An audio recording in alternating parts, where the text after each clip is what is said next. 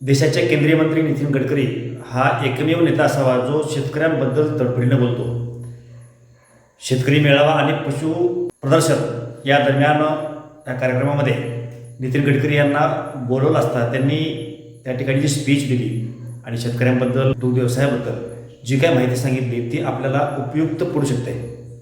त्यामुळे ती आपल्या चॅनलवरती उपलब्ध करून दिली. पूर्ण व्हिडिओ पहा, अतिशय उपयुक्त आणि मोलाची माहिती आहे. और इसलिए मैं आने वाले समय में आपको कहना चाहूँगा कि टेक्नोलॉजी का उपयोग करो और किसानों को समृद्ध संपन्न बनाओ. गांव में नए रोजगार निर्माण करो. किसानों को उनके उपज के सही भाव मिलने चाहिए.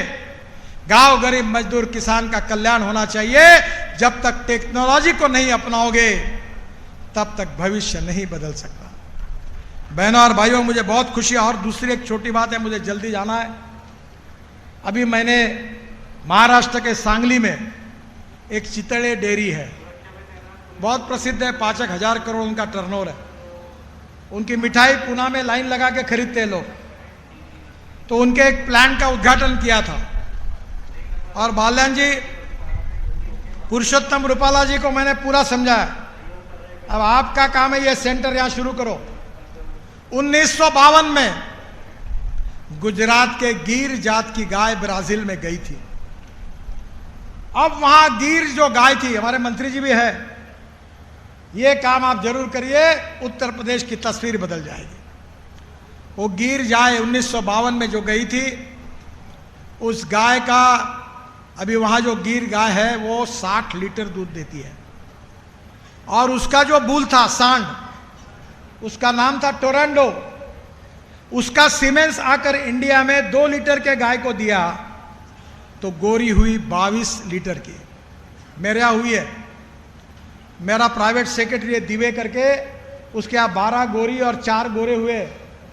सिंपल भाषा में बता दो, टेस्ट ट्यूब बेबी. आजकल नहीं क्या, बेटा नहीं होता तो टेस्ट ट्यूब बेबी होती, वही है.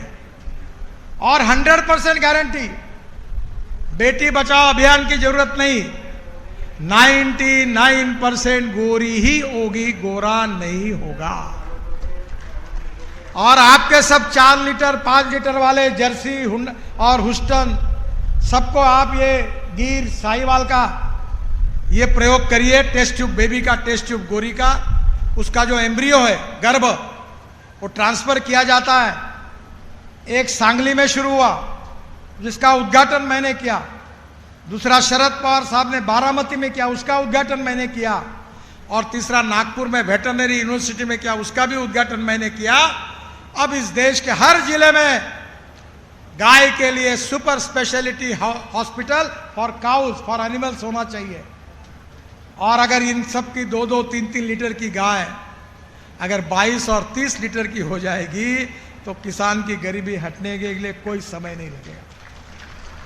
एक गाय, एक नीम का झाड़ और एक परिवार कल्याण हो सकता है. और जो हुस्टन है, जर्सी है, वो भी 3 एत में वो भी देशी हो जाएगी. ये घर वापसी अभियान भी हो जाएगा. मेरा आपसे अनुरोध है कि आप अभी आपके यहाँ भारत सरकार योजना बना रही है, यहाँ इसकी लेबोरेटरी शुरू करिए और यहाँ के पशुधन का विकास करने के लिए इस जिले में हर गाय 20 लीटर के ऊपर रहने चाहिए. ये इंपॉर्टेंट है. और अभी तो पशु खाद्य के रेट बढ़ रहे हैं. मुझे आपको मालूम नहीं, मैं तो वेजिटेरियन हूँ, पर हमारे यहाँ सोयाबीन होता है. तो अमेरिका में और यूरोप में अभी वेज चिकन और वेज मटन मिलता है. तो मैंने वहाँ से लाया. और हमारे नागपुर में एक सावजी मटन करके बहुत प्रसिद्ध है, पूरे देश के लोग आते हैं खाने के लिए. तो जो प्रसिद्ध दुकानदार था उसको कहा कि तेरे ओरिजिनल मटन में 50% ये वेज चिकन और वेज मटन डाल.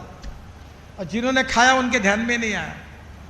ये मटन जो है, ये जो बकरी का और कोंबड़ी का, ये तो 600 रुपये किलो होगा, मुझे मालूम नहीं क्या भाव.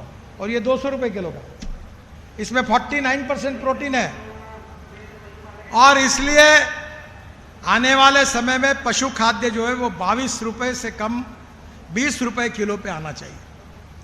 और उसमें प्रोटीन होना चाहिए. और उसके साथ ऐसा ग्रास लगाइए कि अभी 1 एकड़ में 800-800 टन ग्रास होता है. नेपियर ग्रास की, अभी थाईलैंड से आया है, ये साइंटिस्ट है, इनको पता है, ताकि घास घर का होगा और किसानों का खर्चा कम होगा, दूध का उत्पादन बढ़ेगा। और अभी खुशी हुई मुझे, सत्यपाल सिंह जी ने मुझे बताया, जहां से मैं आया हूं वहां अमूल बहुत बड़ी फैक्ट्री डाल रहा है, तो आपका दूध जाएगा। मैं मदर डेयरी के हमने मारना शुरू की थी। बहनों और भाइयों, गांव गरीब मजदूर किसान का कल्याण करना यही देश की आवश्यकता है। इस देश का किसान जब तक समृद्ध नहीं होगा, संपन्न नहीं होगा, किसानों के बेटों को रोजगार नहीं मिलेगा, इस किसान गांव जैसे स्मार्ट सिटी है वैसे स्मार्ट विलेजेस नहीं बनेंगे, तब तक हिंदुस्तान आत्मनिर्भर भारत नहीं बन सकता। प्रधानमंत्री का यही सपना है और वो पूरा करना है। मैं रोड तो अच्छे बना रहा हूं, बहुत लंबी लिस्ट है मेरे पास। राजधानी है मुजफ्फरनगर, गन्ना उत्पादक किसानों की राजधानी है। अगले बार संजीव जी एक काम करो कि यहाँ हर खेत में कम से कम 700 क्विंटल गन्ना हर एकड़ में होना चाहिए, तब प्रोडक्टिविटी बढ़ेगी, तो पैसा आएगा। और खर्चा को कम करो, ड्रोन का उपयोग करो, नैनो यूरिया का उपयोग करो, प्रॉफिट कमाओ, एक्सपेंडिचर को कम करो और किसान को समृद्ध संपन्न बनाने का मार्ग बताओ। मुझे बहुत खुशी कि मैं किसान का बेटा हूं और मैंने राजनीति में जरूर हूं, पर मेरे यहाँ जब किसान आत्महत्या कर रहे थे तो मैंने अपनी जिंदगी किसानों की आत्महत्या रोकने के लिए दी है। मैं ना पोस्टर छापता हूँ अपना, ना कोई किसी को जाके बायोडाटा छापता हूँ, ना किसी को बस कुछ मांगने के लिए जाता हूँ। मैं यही चाहता हूँ कि politics is the instrument of socio economic reform. मेरे गांव गरीब मजदूर किसान की गरीबी कैसे दूर होगी, मेरे गांव के युवकों के हाथों को काम कैसे मिलेगा, हिंदुस्तान सुखी समृद्ध संपन्न कैसा होगा, हम वर्ल्ड की सुपर इकोनॉमिक पावर कैसे बनेंगे, ये तभी संभव होगा जब गांव समृद्ध होंगे, किसान समृद्ध होगा और आपकी तरक्की होगी, तो ही वो सपना पूरा होगा। मैं संजीव जी को, पशु प्रदर्शनी को, कृषि मेले को, आप सब के किसानों को बहुत बहुत बधाई देता हूँ। आज मुझे दिल्ली देहरादून रोड का इंस्पेक्शन करना था। मैं दिसंबर के पहले देहरादून की फ्लाइट बंद कर दूंगा, कोई आदमी फ्लाइट में नहीं जाएगा। 2 घंटे में देहरादून और 1.25 घंटे में हरिद्वार और बीच में मुजफ्फरनगर को भी जोड़ दूंगा। तो आप चिंता मत करिए। बीच में आया था मैं, पुराना रोड मैंने देखा, मेरे मन में योजना है कि दिल्ली मेरठ के बाद जब आप मेरठ में आते तो 22 किलोमीटर शहर से रोड आता है।